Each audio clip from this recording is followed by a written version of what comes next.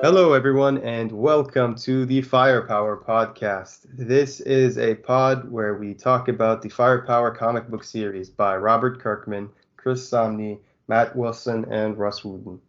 I'm joined today by my friends and my fellow co-hosts. Charlie. And Ali. Nice. I'm glad you guys finally got it there. I was waiting, and it all went to plan. Sweet. So yeah, how's everyone doing? And are you guys excited to talk about Firepower? Oh man, this is a book that you guys I was kind of on later on to the game than you guys, but I am super glad I got into this thing. Just such a fun book and just on so many levels, and I just cannot wait to just dig deep into this thing. Yeah, me too. I've been reading it for the last few months now, trying to keep up with recent issues. You're usually pretty quick reads, but I love the story. I can't wait to get into it.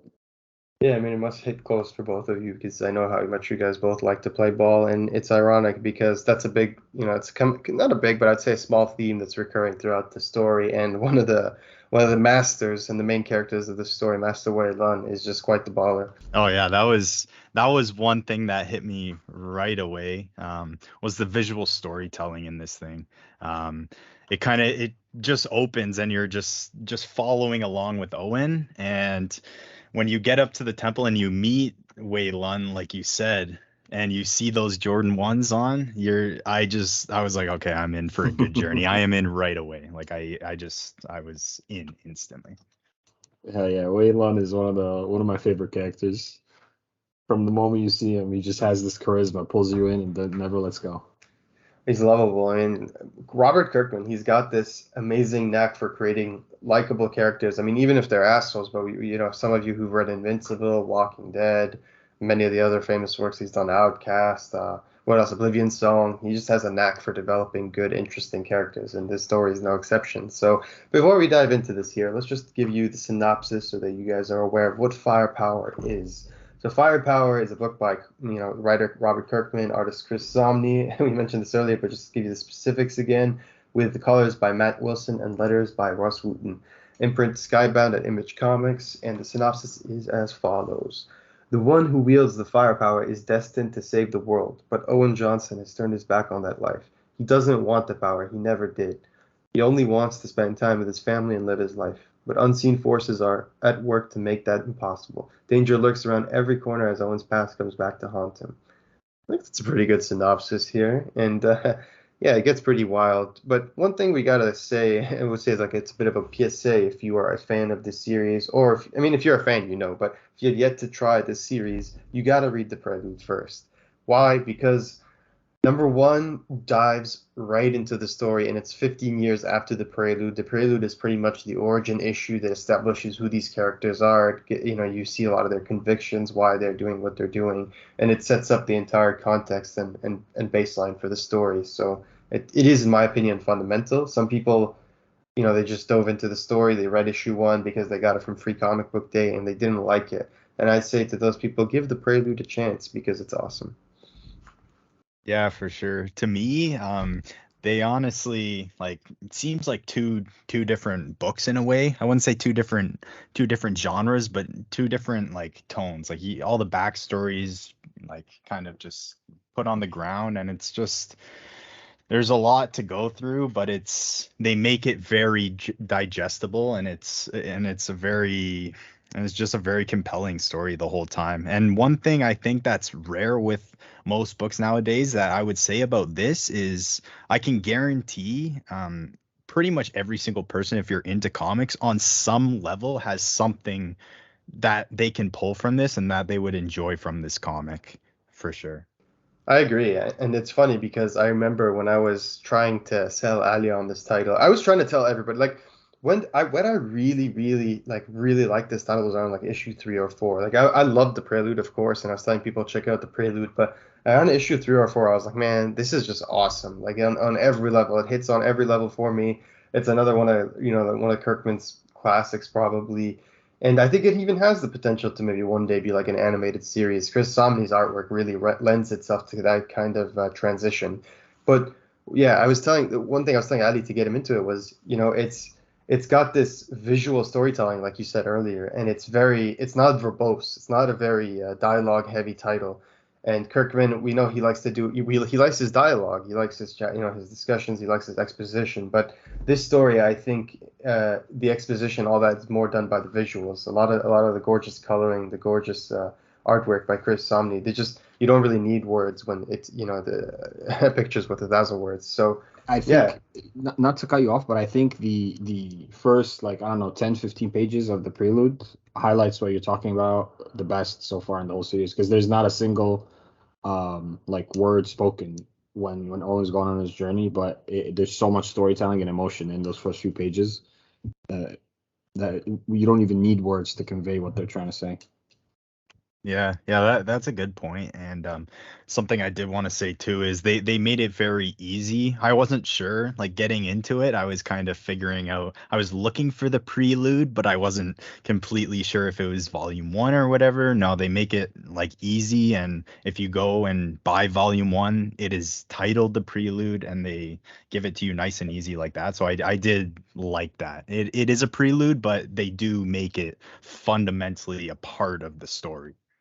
It really is needed. Like, it's very difficult to jump into this with issue yeah. one without getting the full scope of what's going on. So for sure, if you're interested in this, get the prelude. And correct me if I'm wrong, but the hardcover that just came out, does that come Yep. with the prelude? Yeah. All right, So the perfect. hardcover comes with the Prelude and the first 12 issues of the series. So it's And yeah, volumes pretty much. oh yeah, Yeah. it's pretty sweet. But Yeah. yeah, so speaking of the Prelude, let's just dive right into it. Obviously we don't want to spoil too much here. We'll analyze this story. We're not going to go every detail, but we do want people to pick this up and read it because we think it's awesome. But yeah, we could discover our main character, Owen, who's on this journey. We've already said how there's so much visual storytelling, and we see that he's out here, he's camping, he's on this journey where he's going up these snowy mountains. It's not an easy one. He's making fires at night, staying warm whatever way he can. And the first thing you notice about this character's personality is that he pulls out a photo and you see what you assume is himself and his parents. So we get this idea that this is a journey of self-discovery, one of identity. But then also another thing that I think you guys will appreciate, and it really tells us about his character, is that he seems to take all the garbage with him. And one might say that that could slow him down, but it doesn't seem to concern him. It seems like ethically and morally he wants to live by those standards where he's They, not littering, and it's admirable. they actually pay that off later on when he finally arrives at the temple, and Waylon is like, "Oh, it seems like all you have in your bag is garbage." Yeah, and he says that's good, like because Yeah. he also learned something about his character at that moment. So good first impression. Yeah, for sure. And speaking of first impressions, that first once he discovers the steps, gets up the big steps and sees the temple for the first time, Wei Lun standing there in all his glory, rocking there with those J's, just looking really good. And yeah, and he just gets right to it and just wants to have a trial with him. I really like right before that he has that moment where he's almost giving up, like he's buried under the snow, but the butterfly comes and gives him like a moment of inspiration, like a light in darkness, because it's almost like you have this really bland background. I don't mean bland like a poor choice of colors, but I mean that's deliberately what they're trying to set up. You have this cold area. It's almost depressing. He's frozen under the snow, and then you see this beautiful butterfly come up and sit on his finger. So it inspires him to keep going on the journey and not to give up. And it's an interesting butterfly because it's one we're going to see again later down the line with Prelude. So I think it's almost like a manifest destiny kind of thing, but I don't know. But it's pretty cool. Yeah, I love having just those little tiny details throughout stories, and this one was really cool. I didn't even notice the butterfly, not skipping, but when we get to the end, like them just throwing that in, it was just chef's kiss, and I still have some questions about it, but it's a really cool metaphor. For sure.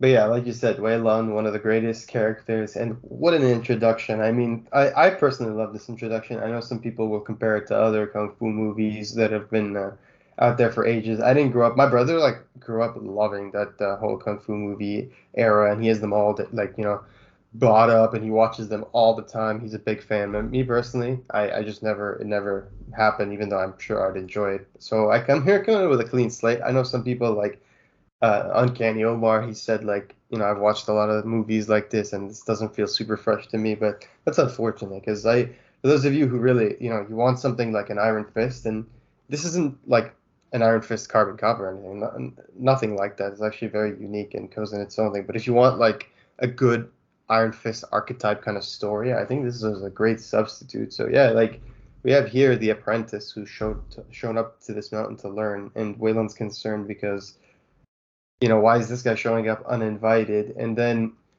he says that he was, told to go here by his other masters. So Wayland wants to test him, and they have this awesome fight. And it's really cool because usually, the trope would be like, oh, this guy would get his ass whooped, and then the other guy would just be like, go home or whatever, and like Doctor Strange style. But instead, we have Owen actually, he's super skilled, not just by the former master standards, but also he's impressing Wei Lun. He's taking moves that Wei Lun would have thrown at him and like throwing it at Wei Lun. That's impressive.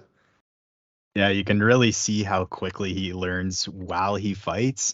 And something for me too, I wasn't really into a lot of karate movies and stuff. But the last maybe 5 months, my brother, he's been getting me into Dragon Ball and Dragon Ball Z. I've been doing that and just noticing a ton of comparisons from that. Just the vibe of it, like Wei Lun a little bit like Master Roshi, but just more organic, and I really just can't say good enough things about it, honestly. We learned even more about Owen too. We learned that he's a quick learner.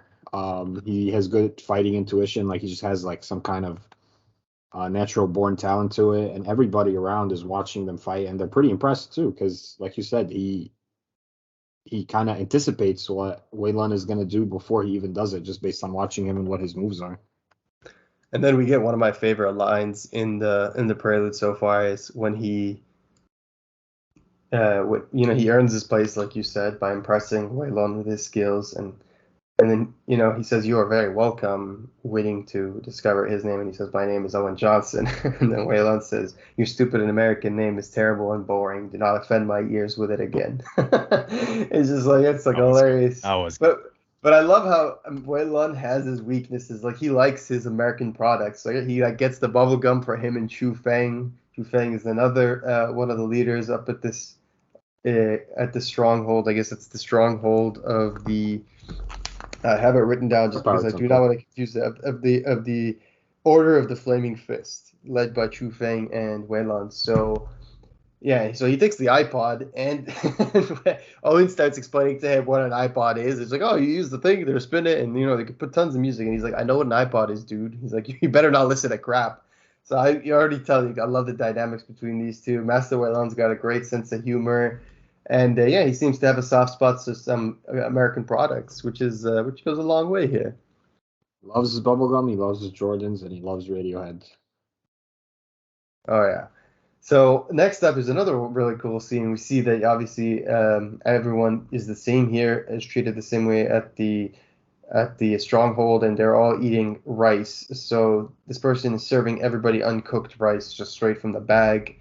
And Owen notices around him that everyone's just eating their rice, even though it's cooked. But I almost feel like he's confused as to whether this is like an initiation, right? Like whether it's like when you join like a frat and they put you through hell. He's just like, is this like part of the process, or is this just like, is there something he's missing? Anyway, he eats the rice dry, poor guy, and then he meets a pretty cool character who comes up to him and says, "Let me help you." And this kind character named Ling Zan, she introduces herself and she shows him this really cool trick, which I just love this. All comics have the little in-universe quirks of what their heroes or what, those cool titles can do within the boundary of that universe. And I like how here people can use the firepower or the little embers, what little embers they have of the firepower to heat up food and essentially cook it with their hands, which is what Ling Zan does. And come on, you guys must have found that delightful. Look at Owen. I mean, he's practically... That was super cool. I like that whole thing, and it's such a practical, cheap form of food for them too. They're really thinking smart, and got some good nutrition going on there too. So yeah, they're living. Everybody's basically got a portable microwave in this temple. Oh And yeah. they're actually pretty upset that she helped him. They wanted him to eat Well, Ma Guang crunchy rice. specifically. Yeah. Ma Guang's like this asshole, and he's like the frenemy, or let's just say he's the rival right now for Ash Owen. Thompson bullies him Yeah, around. Exactly. Flash Thompson. Yeah. Yeah. Exactly. And he just bullies him for no reason. And, Wei Lun's always disciplining him and telling him, like, don't be a dick. But, it's weird. It's just like the Ash Gary rivalry all over again, Yeah, no, for sure. And this whole thing, with like just going around this whole temple has just such character to it, and I just love just going through this whole tour and going through everything, just discovering little hints that. And what's amazing about this book, so much of this stuff comes up later, which I love as well. A lot of payoffs. A lot of payoffs. Yep. There's a lot of little hints they throw around. This feels like home, right? As you grow with Owen, you go through his journey in the temple. This place, like, it grows to feel like home, just like it does for Owen. And I love that. I love how, like you guys said, they establish each of these areas. These are areas that are they're not just walking through a tour that's just like you're gonna forget about. No, these are areas that we're all gonna revisit. It's like when you're playing every area in this panel we've come back to and had like some sort of significant moment in. Well, you're like playing a video game and they show you like where where your new like hub is, essentially the different wings of the hub. But yeah. No, that was good. I love they're going by the big like the dragon's lair, and they just go by and they introduce the dragon keeper, and what's behind there. And I again, just Wei Lun's sass is just like, it's pretty implied what's behind there. If there's a dragon keeper there's probably a dragon. Yeah, I mean, Owen doesn't even think the guy is real. He doesn't think the guy I know. It's just I know, which I love. Like, but yeah, they pass by the statue and outside the temple, and he sees that we get an important explanation here, because this is important for the firepower lore, where Weilun tells him, this is Master Shaw. He is the founder of this temple and the Order of the Flaming Fist. He vowed to stand guard as long as this temple stood. Eventually, he turned to stone. It is foretold he will emerge when needed. And this is kind of like a thing that we come back to from time to time in this prelude and throughout the rest of the comic, where we go looking at the statue like, is this gonna happen? Is this gonna happen? Is this real? It's almost like the dragon, where we're like, there's this ambiguity associated with it, and it's pretty cool. So yeah, Owen has this ominous look where he just looks into the eyes of the statue, and he just doesn't really, it rubs him the wrong way. But yeah, like you said, you've got the springs, the dragon gate, which is super gorgeous, and then that's the tour. Food storage, but it's a very, they live a life of humility. He's got this little shed, he's got his own little private quarters, but one thing he notices that's very strange is that he sees this rock that's like half melted, and he sees Wei Lun he just keeps on trying to like punch the thin air around it, or like, move the thin air around it. So he comes and asks him what he's doing, and he goes, what is he doing? He's doing it night by night, like after everybody goes to bed and he's sleeping, it's right outside his window, and he hears him trying to punch the wall, and he goes and asks him. He's like, "Oh, you're not ready for this," but he does promise to let him know when he's finally ready. Yeah, this really set it up, just showing their deeper connection, and just showing also how curious Owen is as well. You could tell that from the start, but just going out and just asking him, and I love his answer too. Like, Wei Lun kind of knows that too. Like, this guy is gonna be special. He's for sure. And something I completely love about this book, and just makes everything so much better, is on the next page, Ling Zan explaining the firepower and how it works, like with the particles in the air and heating up the particles, almost reminded me of like when they explain in detail like how the speed force is used, or how different powers in detail are being used. And it makes it, obviously it's not realistic, but it's a fun thing. It's like the Viltrumite origin, right? Like when they're explaining the Viltrumites and everything, you're just like, this is some cool comic book shit. You're just like, I'm all for it. Or like the Oblivion Song tech, when they make the technology, it's like, it's some funky science, but it sounds legit, Can I would like for someone on the firepower team to give us a Waylon playlist. Because I just noticed that when he's punching the pillar, he You has know his what? I'm headphones gonna on. mail in. I'm gonna mail in and ask them that. I'm gonna be like, yeah, what's Yes, Waylon's please. playlist and how much Radiohead is on there? That's just Yes. it. Like, straight up, just I'm gonna message them and ask them because we need to know. The people need to know. Gotta ask the important questions. But yeah, like, were you guys expecting this, or like they're training, and it's like I said, like it's the tropey shit where it's like, okay, you're at the temple now, trying to strengthen your skills and hone your skills, and hit me as hard as you can. We've all seen this before. But in the next page, he just like clocks her in the face. He's just like, oh, I'm sorry, I thought you were gonna dodge me, and she's like, did you really think that would stun me? And I'm like, oh damn, we got a badass over here. And they play into the tropes, but it works. And they're aware that they're playing into the same tropes too. So it's definitely intentional and it works for the story. It's something Yeah, I familiar like how with they have fun with with a new him. twist on it. Yeah, yeah, they do. They Yeah. do for sure. I think at some point Wei Lun mentions Karate Kid, who's like, I'm disappointed that none of my students have watched Karate Kid. Yeah. Yeah, but it's definitely better when they're being self-aware is definitely a very Absolutely. enjoyable thing. But during this fight again, like just the firepower, something I did want to mention is the dynamic fighting that Chris Samnee really like displays in these pages. Obviously, he's telling a lot of the story and a lot of that, but one thing I really noticed was the just dynamic fighting and how you could just follow and really just see this stuff come alive. It flows, man. It flows so Incredible. nicely. Such a smooth like experience, reading experience. And yeah, like we see here in their first spar, that training spar, we should say, that as she's explaining to him how to use the power, that he begins to show promise as he's slowly manifesting that power, little by little. But we almost have an accident here where he knocks her off balance off the edge of the temple and grabs her hand and saves her. And we see like this intimate moment between the two where they're very close. And you almost think, is this the start of a budding romance? But then she's just like, okay, you can let go of me now. But she was still pretty impressed that he could do that fast. That he was already doing, showing promise with the firepower, it seems. But yeah, I love Wei Lun in the next panel where he just smacks him in the legs and he's like, keep the fire in your hands and not in your loins, young man. That kind of thing is forbidden here. He's like, check yourself, Distractions. bro. Yep, just check yourself. Can't have that. And then he just sends him to, more training, more meditation. But I love that. I love that you could see his skills. I like Charlie said again, the pacing of the story is so good. You got these panels they're going through each day. You can see them honing their skills, and she's teaching him what here? How do you explain this? How to literally move her hand through a block of ice without like shattering it. Yeah, how to like literally make a Cut clean ice. cut without Yeah. without shattering it. And again, like all the onomatopoeias as well, like were incredible. Like all the sound effects, you could really hear all of that.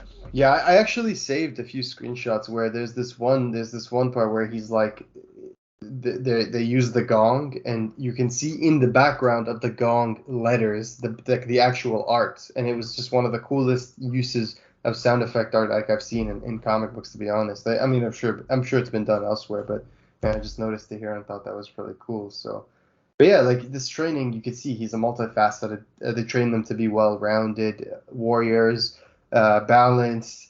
They train with swords. They train with their bare hands, martial arts style. Obviously, they train defensive techniques, and they train basketball apparently. But one thing I thought was so funny was, and this is so like unexpected. He's just like bathing, he's bathing in the springs, and then Ling Zan just shows up, takes off her robe, and she's just like butt naked. And he doesn't even look at her because he wants to be a gentleman, and she points that out. I just thought, ooh, there's definitely some budding They're romance here. teasing the romance, yeah, slowly Oh, but for sure. surely. For sure. And this next page was one of my absolute favorite pages. Just him learning to hone in his little bit of control, like his control on a small scale of this firepower. I would probably explain it. I'm not too sure. He's trying to get Owen to be able to charge his phone, and when he does, he gets it just in time because he's trying to get some new Jordan 6s because he's already got some 5s and he needs some 6s. Gotta grab him before the resellers pick him up. Oh yeah, The that'd be fucking quick. flippers. Yeah. That'd be quick. That was so funny, and it's just like the whole. Yeah, no, I love this page. I have nothing more to add to that. It's just perfect. But yeah, we see them continue their training, and he's starting to get the hang of things. We see that he's starting to be able to power up his rice on his own. He's now able to cut through ice. His friendship with Ling Zan is it's flourishing. She even made him this necklace, and the next page, Charlie, want to take over? The shoes arrive. Oh yeah, they were. I love the detail they put in these shoes too. Like I really like how No, no, you can tell exactly what shoes they are right away. oh yeah, I do really enjoy that. But bro, you going got the variants, right? The variants with him. They have variants with him wearing the shoes, like no, full detail. this is something that also, like, since I'm late to the party, I regret this. I don't have one single like physical issue of this. I bought the hardcovers, all the volumes, but I already know I'm gonna be going back and spending a pretty penny on some of these Oh baby, variants because dude, they did this thing for Firepower 12, which is like the 12th issue. I don't even know what the significance. I guess it's a year. They released 12 variants for issue 12, and oh like my I think God. I think two of them have like Wei Lun wearing really like awesome focus on him, like doing shit with his like kicking pose with the focus on the Jordans or something. And I'm like, yes, I bought both of them because That of is course amazing. one of them was by Frank Whiteley too, so it's like hell yeah. But That's yeah, awesome. man, like for ball fans, like come on, they give it to you all the way here. They know they pay respect. Come Yeah. on, there's no Yeah, better for than that. sure. And even like right on the, like, I know the like the book one, the hardcover, like even they're right, just right in your face, like the Yep. Jordans, and with the detail, and it looks really nice. But yeah, going back to the story, showing off the shoes, and starts, and I guess this is his orientation, or his right, Yeah. I don't know the word A for it, but graduation yeah, Yeah. almost. It's like his graduation. graduate, his initiation Yeah, it's into, initiation. Yeah. yeah, and it looks painful. Puts his hands on his head, and the fire starts going, and see a little bit of red, but he's nice and bald now. So yeah, Yeah, he that just was really burns up cool. his hair. He That just was says he's gonna save a ton of razors. I was like, what the heck, man? Yeah, that's a good point too. So yeah, this is when when he tells Waylon that maybe he can help him with learning how to trying to harness the firepower. And Waylon's kind of happy, but he just tells him, okay, so this is what you kind of do. And he's like, are you sure, like this? And he's like, I don't really know because nobody really knows how to. It's a lost art. Nobody We have to rediscover it. So this is like it's gonna be a learning discovery process of learning for both of us. So that's really cool. They just sit there, both of them, Waylon listening to his music and Owen by his side, and they just try to channel fire. But the next day, he has this conversation with Ling Zan where he's like, "Yo, like, why aren't you guys out there trying to, channel firepower as well?" So that's when he learns that like Ling Zan's beliefs are kind of, they're wavering. He doesn't know if she's like, I don't even know if I believe in any of it, right? Like it's just a statue and there's a dragon room, but no one's seen it, and that kind of gets him curious as well. But yeah, like next page, they spar him and Ma Guang again, and we can see that Guang is having issues keeping his emotions in check, right? And Owen is kind of, I don't know if you could call it straight up taunting, but Owen is like, he has both his hands behind his back. He's just dodging everything, barely breaking a sweat. And Magwang is going ham on him, missing every punch until he finally gets elbowed in the face and the fighting actually starts. But he loses pretty easily, I should say, too.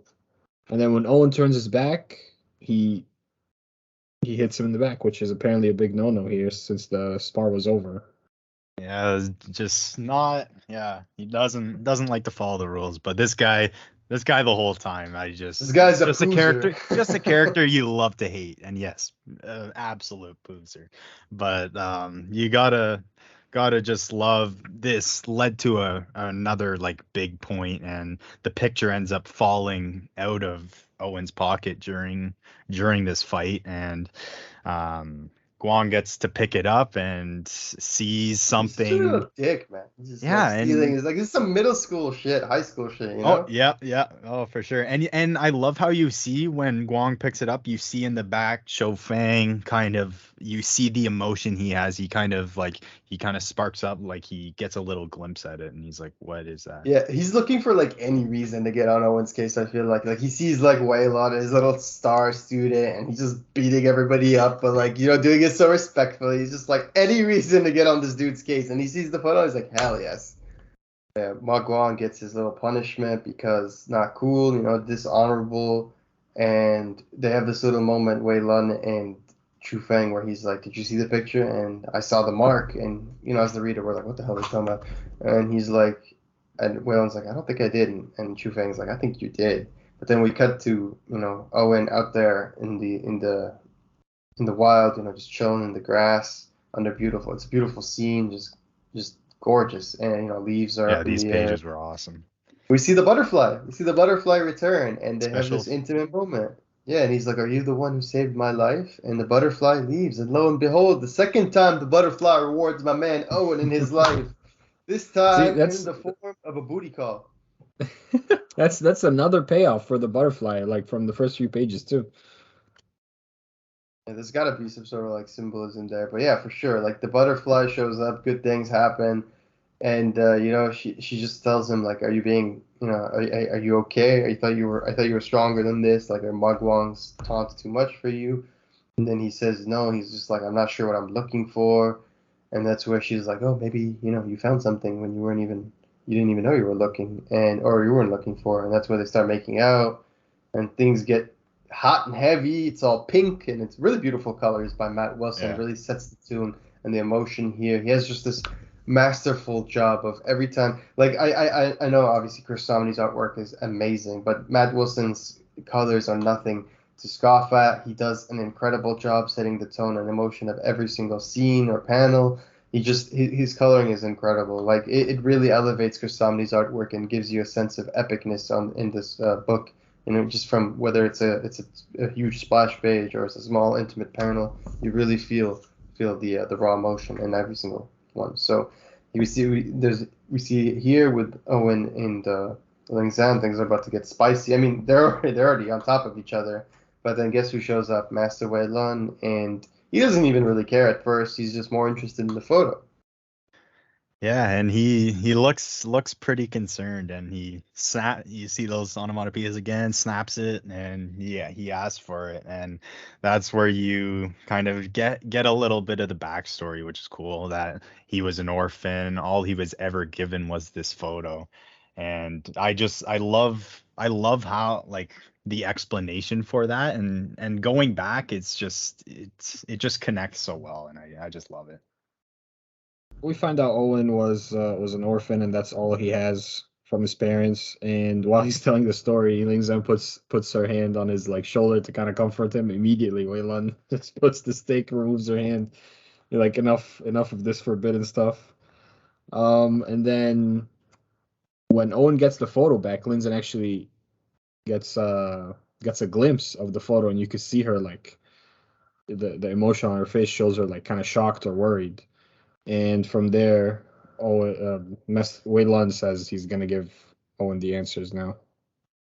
Yeah, Yeah, I mean, he'll give it when this he's ready. symbol, I just wanted to say real quick, the symbol very much seems just like a swastika symbol, just a very, no one, like, people look at it and they're just like, people just want to have nothing to do with it, and it's crazy. Yeah.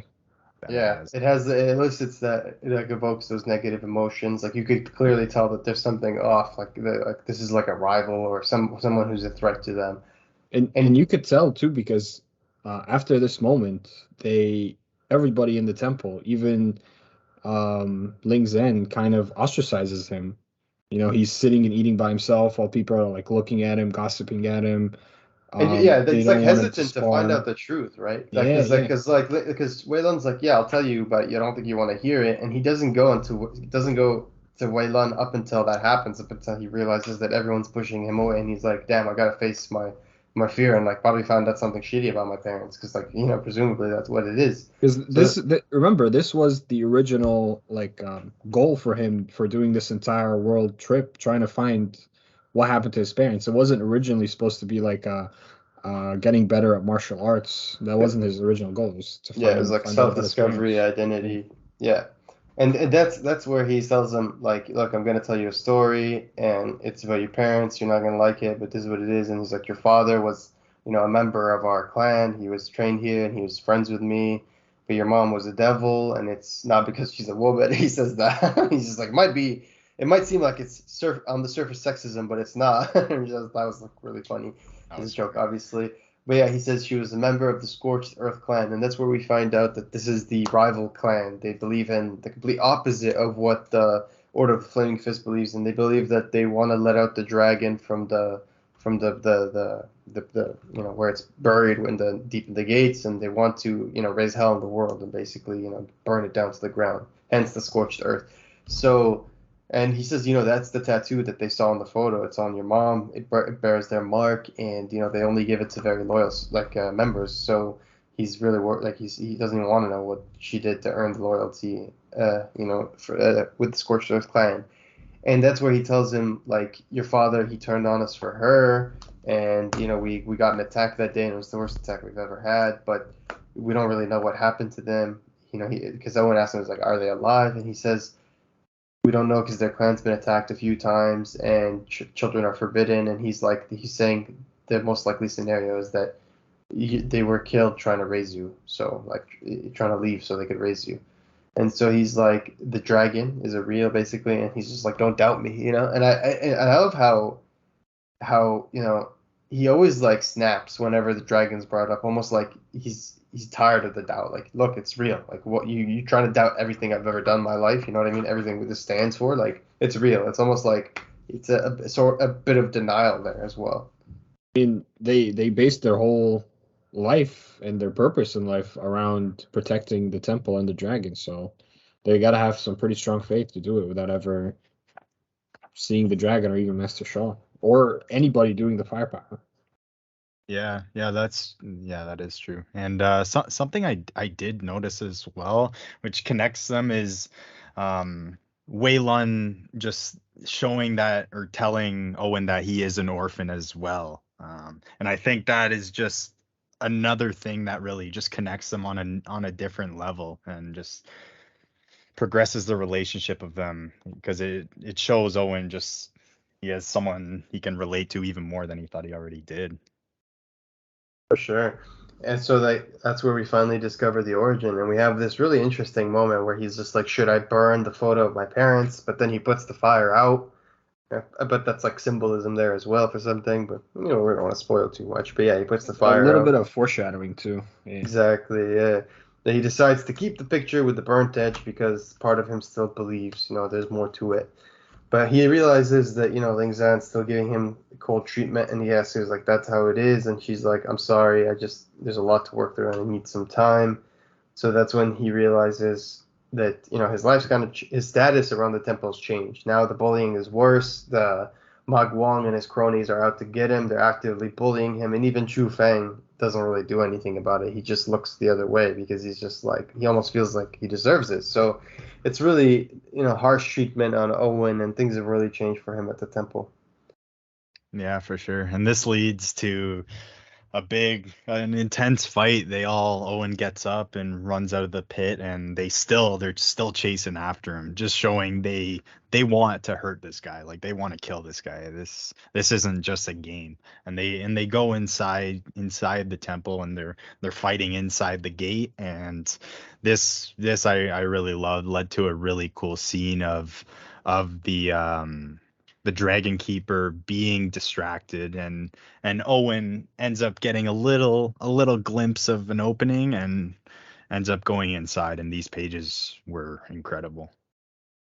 For some reason, it seems that when Wei Lun actually goes in to the keep, to the Dragon Keep, to get Owen out, that was a pretty cool move. He jumped on him, somersault, kick him back out. But the thing he was most concerned with is, what words did Owen say? He like screams at him, "Tell me, what words did you speak?" And I was like, "Nothing. I didn't say anything." And at this point, we still don't know the significance of this, but it's definitely gonna.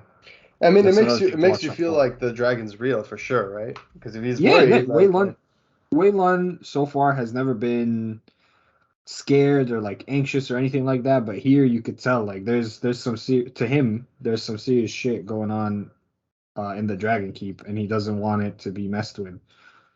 yeah, there's a shift in the tone, and that's when we see, like, obviously that this was a serious thing because in the next panel we see that Owen's getting massaged. Actually, no, in the next panel we see that Waylon punished everyone who was chasing Owen and bullying him, and they're all standing on wooden poles with one foot while the other foot's raised, and they're holding up a bucket on their neck and everything. It's pretty like brutal punishment, and Waylon sees an opportunity here to change the status of Owen around the people, where he tells them, look, like you have a choice. You could let these guys suffer the punishment for 10 days, or there's a sacrifice that would make it only 1 day. And he's like, what's the sacrifice? And then we see Owen has to do the punishment as well for that 1 day. So he does. And then, we see with Ma Guang is still pretty bitter, but he tells him that the shame he feels when he admits to himself that he would have chosen 10 days, that will eventually change things. So Owen, again, being the bigger man, and here we see that we see almost the beginning of things starting to change a little bit. And that's where we see Ling Zan massaging him in his room next. And he's almost like, it's okay, it's okay that he endured the punishment because at least it might change things. And now Ma Guang's not getting massaged by anyone, but he is. So Ma Guang's just sitting there on his own. And then we're seeing him training with, Wei Lan again, trying to learn the firepower. But now he's questioning why he's still here, right? Like he's just like, what purpose do I have to stay here now that I've learned who my parents were? I could just leave. And that's when Wayland goes all Uncle Ben on him, and he's just like, don't end your journey before you know what your destination might be. So yeah, and that's when things begin to change at the camp, right? With the other people at the temple, we begin to notice that things change. People start to be nicer to him, and the first indication of this is when he's walking past the basketball court, and someone's asking if he wants to play because I'm man short. We get these epic pages by Chris Samnee One with of my gorgeous favorite colors. parts of this whole Oh series, yeah, man. just awesome ball, and it's not even just like it's like what's that? Shaolin soccer. Shaolin soccer. It's like Yeah. Shaolin soccer, but basketball. It's like Shaolin Yeah. basketball, basically, and it's awesome. Just super cool. It reminds me of that one issue of Miles Morales where him and or is it Miss Marvel? One of them where him and Miss Yeah, Marvel are him and playing Miss the ball and they're using Yeah. their powers. Yeah, it's like completely different game. But yeah, really awesome to see. I love the theme of basketball in this story. I love how often it's come up. I love just like these guys, how much they love playing it. It's always so cool to see it included in the comic, and just like you guys got to pick up the comic to appreciate the creativity here. But yeah, it's Owen doing some crazy layoffs, just doing some like backflips, scoring field goals, and all kinds of craziness. So just awesome. And yeah, so that's when we begin to see that, like, okay, things might not be so bad after all. Maybe I should listen to Wei Lun because things are changing. But then it's crazy. We just get out of nowhere. Just shit changes. There's shadows covering them, and an arrow flies at Ma Guang and Owen, or is it the other way around? An arrow flies at Owen, and Ma Guang saves him by just stopping Yeah. the arrow. Yeah. And then they're dodging all these arrows, and they notice that they're being attacked by the Scorched Earth clan, and it's intense. Like you just get this big, I guess it's like a Zeppelin from World of Warcraft, and you get this big like. Also, just credit to Chris Samnee, because throughout the entire series, Prelude and whatever follows, the splash pages in this book are spectacular. Yeah, Every truly time there's a breathtaking. splash page, it's amazing. Yeah. Yeah, Yeah. just incredible to look at. You just want to sit there for just forever and just look at this thing. But no, that's a great point. I definitely agree. And it was such a sudden attack too, which I love. But yeah, then right after that we see Wei Lung just kind of meditating there, and you see some arrows coming in the back and deflecting all them. He's catching these arrows. Awesome art by Chris Samnee as always. And one thing this was a move I really loved is when they would shoot an arrow at you and they would deflect the arrow 180 degrees to actually load it in their own bow to shoot it back. I need to see that some sort of But the funniest part of that is when he shoots it back at the ninja that way, and then the ninja does the same thing. And Oh, he's I like, know. oh It's shit. just amazing. Like it just He's seems like, like a oh, shit. skill these guys have trained, and it's just like I don't think I've ever seen that before. But I Oh no, that's so cool. That would be such a funny moment if it was like an animated show, you know, just like the music's all tense, he shoots the arrow back, and you're just like, whoa. Yeah, And like other even guy in just like does the same show thing. like Arrow, like there's only so many things you can do with a bow and arrow. Yep. I don't think they've ever shown something like that. Oh. So that's a huge props. But no, this whole action scene was really cool. Yeah, and then we get the big foolish mistake from Owen because Owen's just freaking out. He's never been in a situation like this, and he tries to like push Waylon aside, and he's just like, Waylon's like, what the hell are you doing? I'm not a frail old man. Focus on yourself. You know, it shows that you've never been in a situation like this. And that's when we see that the guys at the top are shooting the anchor arrows down, and they're anchoring the ship down, and they're beginning to descend. Chu Feng's freaking out. You know, it's all out like craziness right now. Just battle everywhere. Ling Zan throws Owen a sword. They give him like an edge, literally. And then he doesn't even unsheath the sword. He only unsheaths the sword to use the hilt of the sword to knock people out. And she asks him why he's doing that, and he says he's never killed before. And then she says, "Look, I love this. This is just like I kind of love this. Like I said, tropes, playing with tropes." And he's like, "Look, man, like it's still a comic book, right? But like he's like, look, they can hear you. You've trained to be deadly. Be deadly." And I just love that. I do love that part too. They can hear you. That's pretty cool. You don't really see that too often. But But like we that's- said, they're self-aware. Like they're self-aware of what they're doing. I like that a And lot. yeah, and then this is the page. Sorry, I was so excited to talk about this. This is the page where we see Ling Zhen knock the wooden thing into the gong and sound the alarm, and that's the photo. That's the effect I was telling you with the lettering, where you see the gong. That is amazing. It's You just just feel it. amazing. Yeah, you just feel it. You see, it's like if you, it's hard to describe to to listeners, but it's like a big gong in letters, big comic-y letters, like a letters would do huge, and then in those letters is the actual artwork. It's just so cool, and I don't know if this was Russ Wooten's decision or Samnee's or a collaboration from both, but just brilliance all around. And yeah, like Russ Wooten, we know him. You know, he's been on so many different works, so it's always a pleasure to see him continue working with Robert Kirkman. You know, he's done Invincible, he's done The Walking Dead, he's done Oblivion Song, he's done Thief of Thieves, he's done so many different things, and it's always a pleasure to see him continue to work with Skybound and Team Kirkman. So awesome addition. But yeah, like once the gong goes off, everybody in the temple is notified. We get all the students coming out, Chu Feng's coming out, even the dragon guards coming out. Like everyone's all out. And it just gets crazy. We got flaming arrows from the temple and defense trying to knock down the big zeppelin. And that's when they descend, and we get our first look at the antagonist, which is Chen Zul, the leader of the Scorched Earth clan. And I just love that page from Chris Samnee. It's pure gorgeousness. It's him just emerging out of the fire, like Badass. terrifying. So badass. That was amazing. It looks like Vandal Savage. I don't know, kind of, without the beard, without the facial hair, just like jumping out. It gave me a little bit of Shredder vibes too from Ninja Turtles.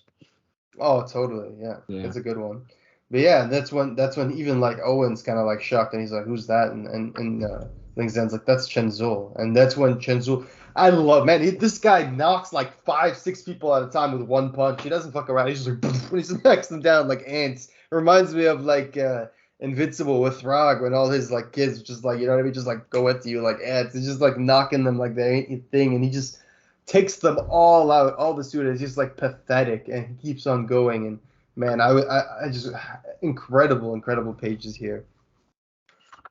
Yeah, you really see the strength of him going up against Shou Fang. Literally just grabs his neck and slams him on the ground like it's nothing. Bro, the dragon guard comes up to him, freaking throws, like he tries to hit him with a blow from the sword. Chen Zul stops the blade with his hands, and then he punches. I mean, the guy knees him, but then Chen Zul jumps up in the air, punches the dragon guard one time, and he dents the armor. He dents the helmet that the guy's wearing and crushes his brain and kills him with one. That's some Scarlet Witch shit right there. He literally caved his entire skull in. He fucking black bolted the dragon. Yeah. Oh my gosh. Yeah, but no, just the colors and the sky getting more like all the oranges coming in, the oranges and reds, like just getting a little more darker as the battle progresses, just really adds to the tone of it. But once Wei Lung and Chen Zul, Wei Lun wants to 1v1 this guy. He's like, okay, he's all mine. Kind of gave me a Shang-Chi versus Mandarin vibes, like of that kind of last battle there. Just the two alphas going at it, but this was another cool display. Looks like it's speed versus strength too. Waylon is a little too fast for him, but he's still an old man. This guy looks like he's still young and spry. Zenyatta versus Reinhardt right there. Just like straight up. Yeah. But it's awesome. And then we get one of my favorite page, my second favorite page in the whole Prelude, and my favorite page comes later. But you just get this gorgeous page where Chen Zul is holding his katana and Wei Lan is holding their stick, and in the background you just see the destruction. You see all the students in the temple fighting the Scorched Earth Clan ninjas. It's just chaos. Like Charlie said, the colors are gorgeous. The orange hues, they're just showing, giving you that sense of like there's destruction, there's fire, things are burning. It's just everything's in disarray. Beautiful stuff. Everyone on Team Firepower, they do such an incredible job with visual storytelling on this title, and it's something I look forward to with every single issue. 100%. This would be a really nice to get original art or a poster of too. Yep. And then, dude, like the fights are so creative. Like, oh my God, like Chen Zul tries to cleave freaking Wei Lun, and Wei Lun gives him the same trick he did earlier where he catches the blade. And his blade, like, there's the little details too. He chops his hat. Yeah, like he's so close that it chops his hat in half. Yeah. And then he freaking ignites the blade with like a little embers from his hands and burns Chen Zul's eye by pushing it. Like, man, like oh my God, it's brutal.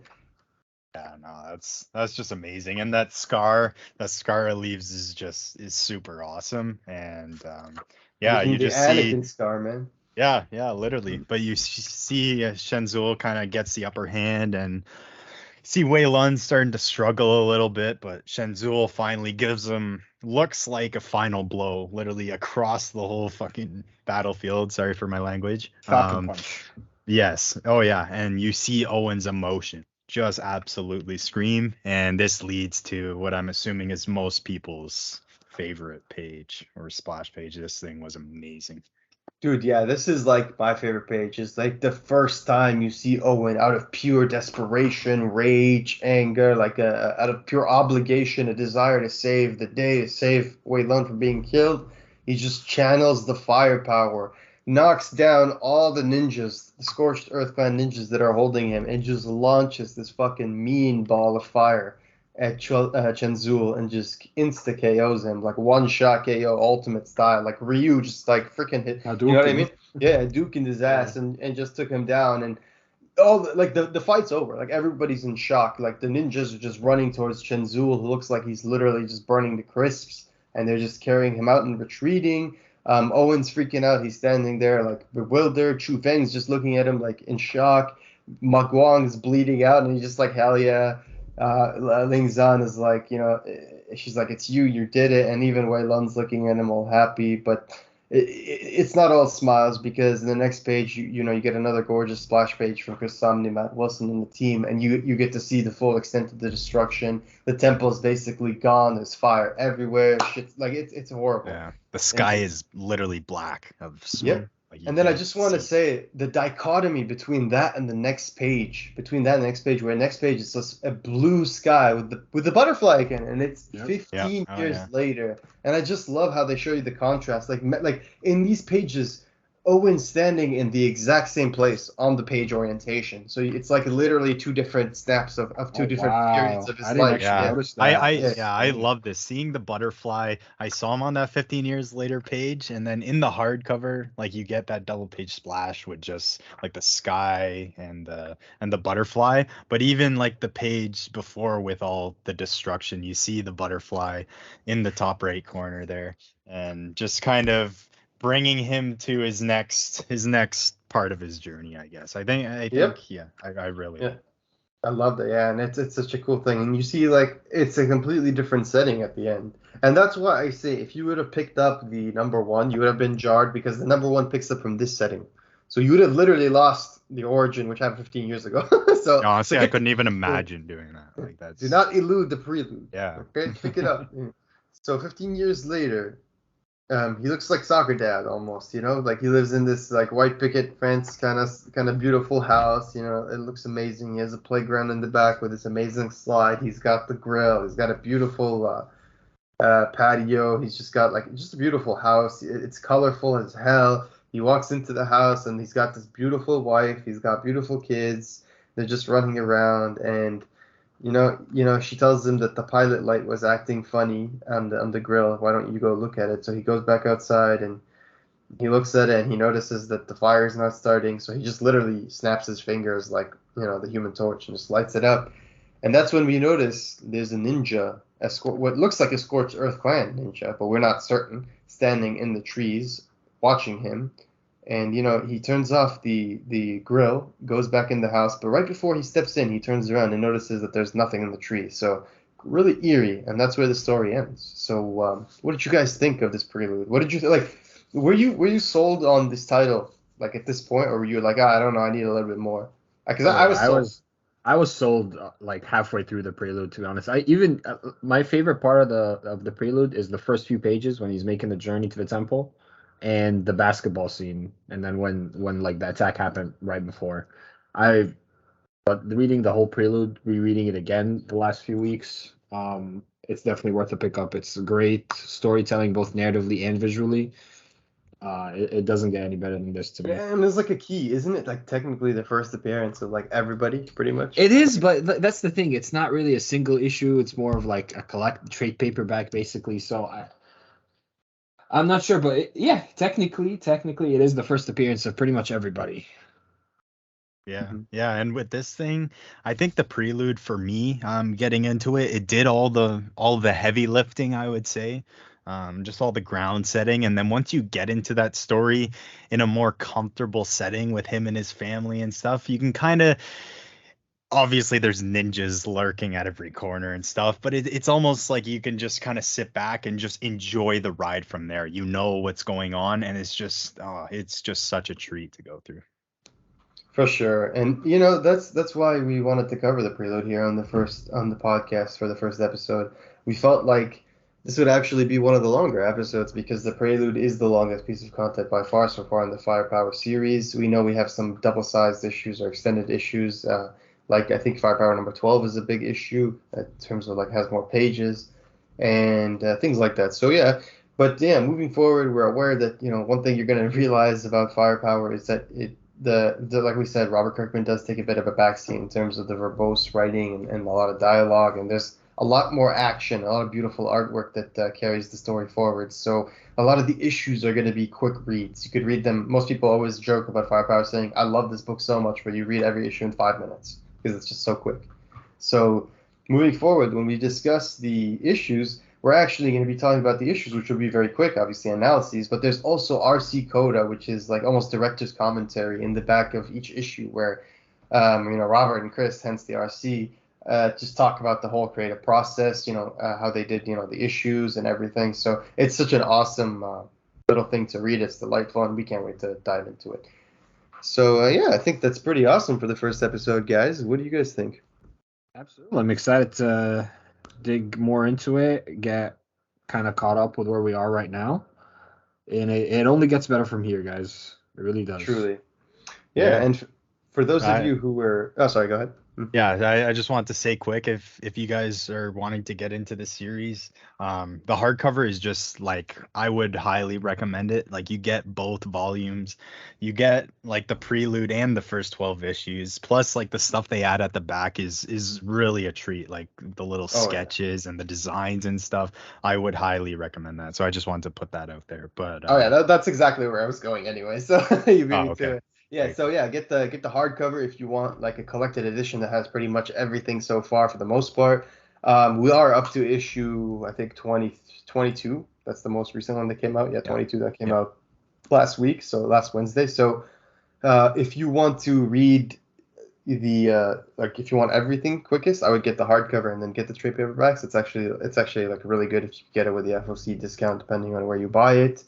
And yeah, check out Firepower. It's awesome. Like Charlie said, don't skip the Prelude. There's a lot going on there. The whole origin is here. It's beautiful. It's definitely worth the price. It's pretty cheap if you ask me for the amount of pages that you're getting in the comic book in the Prelude itself. And if you want to, hear more about us, you could find us over at Twitter at Firepower Pod. Follow us for all kinds of updates. We're going to post all kinds of things where we're going to talk about, obviously Firepower. The latest episode drops. We'll repost things from Chris Samnee, like whenever he drops art or whenever he drops updates about the comic book. Sometimes he posts really cool things on the social media where he posts the process for some of the pages that he did, showing like from pencils to inks to colors, or I think inks to colors, depending on how it's done. I don't remember. So yeah, so just follow us for all kinds of good stuff about Firepower and about the podcast itself. You can also find us on Podbean at the Firepower Podcast, where we'll be distributing our content, and we'll be on YouTube as well at Firepower Pod. So check it out there. And yeah, thank you everyone for joining us today. Keep on reading.